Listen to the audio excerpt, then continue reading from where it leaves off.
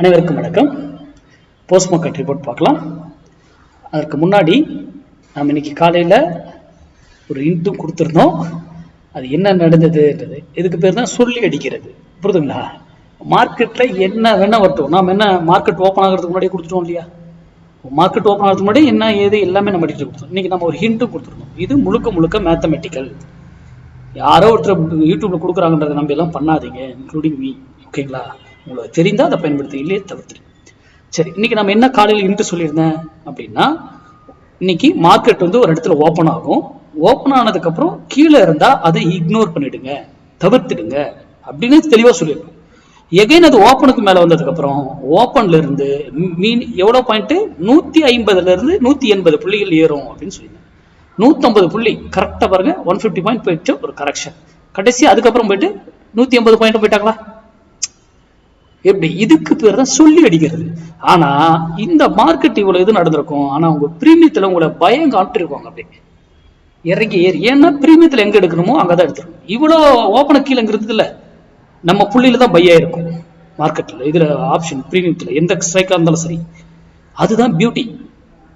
இதுல இருந்து என்ன புரியுது? மார்க்கெட் சப்போர்ட் அண்ட் ரெசிஸ்டன்ஸ் வச்சு ஒன்றும் பண்ண முடியாதுன்றது புரியுதுங்களா? இது வரைக்கும் இத்தனை நாளுக்கு முன்னாடி நான் இதுக்கு முன்னாடி இதெல்லாம் நான் இப்போ பழைய வீடியோக்கள் அப்பப்போ சொல்லுவேன். இந்த மாதிரி மார்க்கெட் இன்னைக்கு இந்த பக்கம் அப்சைட், அதுவும் அப்சைட் போகணும்னு தெளிவாகவே சொல்லியிருப்பேன். இன்னைக்கு அந்த மாதிரி நான் பல நாள் நிறைய நாள் சொல்லியிருப்பேன் அப்பப்போ வீடியோல. அது இது ரூலுக்காக சொல்லக்கூடாது. எனக்கு அதுவும் எல்லா நாளும் அதை ப்ரெடிக்ட் பண்ண முடியாது. ஒரு குறிப்பிட்ட நாள்ல அதை ப்ரெடிக்ட் பண்ணலாம். இப்போ என்ன, இதுக்காக 1000 நியூஸ் இன்னைக்கு மார்க்கெட் இறந்து உடனே சொல்லிடுவாங்க, எலெக்ஷன் ரிசல்ட் வந்துச்சு, அதுல பிஜேபி தோக்குனாங்க ஆனா ஜெயிச்சிருச்சு. அதெல்லாம் எலெக்ஷன் ரிசல்ட் வந்ததுக்கு அப்புறங்க. நாம தான் இது ஓப்பன் ஆகிறதுக்கு முன்னாடி போட்டோமே. ஏன் நியூஸ் எதுவுமே காதுல வாங்கிக்காதீங்க. மார்க்கெட்டுங்கிறது மேத்தமெட்டிக்கல் அடிப்படையில் அது பாட்டு இங்க போய்கிட்டே இருக்கும். மொத்தம் இதெல்லாம் இறங்காது, ஏறிக்கிட்டு இருக்காது. அது இங்க ஏறணும்னா அதுக்கும் காரணம் இருக்கணும். சரி, நம்ம இன்னைக்கு லெவலுக்கு வருவோம்.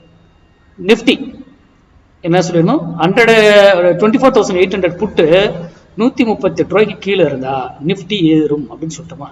அங்க மார்க்கெட்ல என்ன சொல்லியிருந்தோம், கீழே வந்துட்டு அது ஆகும்னு சொன்னோம். ஆனா அங்க பாத்தீங்களா, இவர் இதுக்கு மேல போனாரா? பாத்தீங்களா எவ்வளவு பர்ஃபெக்டா மேட்ச் பண்ணி என்ன பண்ணிட்டாங்க? அப்போ மார்க்கெட்ல கண்டிப்பா அப்சைட் போக போகுது அப்படிங்கறது முடிவு பண்ணிட்டாங்க. ஆனா அது இங்க வந்துட்டு மறுபடியும் ஏறி மறுபடியும் வந்துட்டு மறுபடியும் ஒரு ஏற்ற இறங்கி மறுபடியும் கீழே இறங்குது. இதெல்லாம் ஏன் நடக்குது? இதுதான் மார்க்கெட்.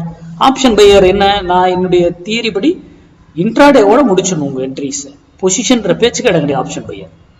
அதுதான் ஆப்ஷன் பையருடைய ட்ரேடிங் ஸ்டைல்.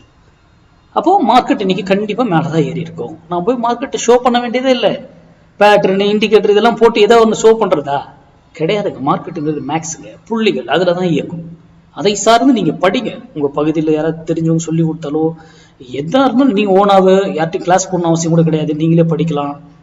படிச்சு தெரிஞ்சுக்கிட்டு அதுக்கப்புறம் வர்த்தகம் பண்ணுங்க. ஆப்ஷன் பையிங்க்கு செல்லிங்கெல்லாம் படிக்கணும்னு அவசியம் கிடையாதுங்க. ஓரளா தெரிஞ்சால போதுங்க செல்லிங்க்கு. சரி, அடுத்தது இன்னைக்கு ஃபின் நிஃப்டியும் கொடுத்துருந்தோம். இன்னைக்கு ஃபின் நிஃப்டி எக்ஸ்பைரியும் கூட 0 to 0 கால் எல்லாமே நம்ம ரூல் படி எடுத்துக்கணும்னு ரூலும் சொல்லியிருப்போம்.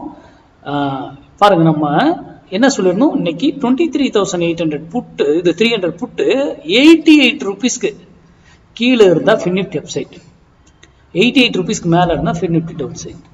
பாருங்க, காலையிலேயே இங்க நல்லா கவனிங்க, என்ன நடக்குதுங்க. 88 ருபீஸ் பிலோவா மார்க்கெட் என்ன இருக்கும்? கண்டிப்பா ஃபின் நிஃப்டியும் ஏறி இருக்கும். நான் மார்க்கெட்டை போய் பார்க்க தேவையில்லை. அப்போ இது ஏன் நடந்தது? இதை இது பண்ணி நீங்க அனலைஸ் பண்ணி அதுக்கப்புறம் ட்ரேட் எடுங்க. மார்க்கெட்டினுடைய சப்போர்ட் யாராவது சொல்றாங்க ஏறு நம்பிலாம் என்னைக்குமே வர்த்தகம் பண்ணாது. நன்றி, வணக்கம், வாழ்க வளமுடன்.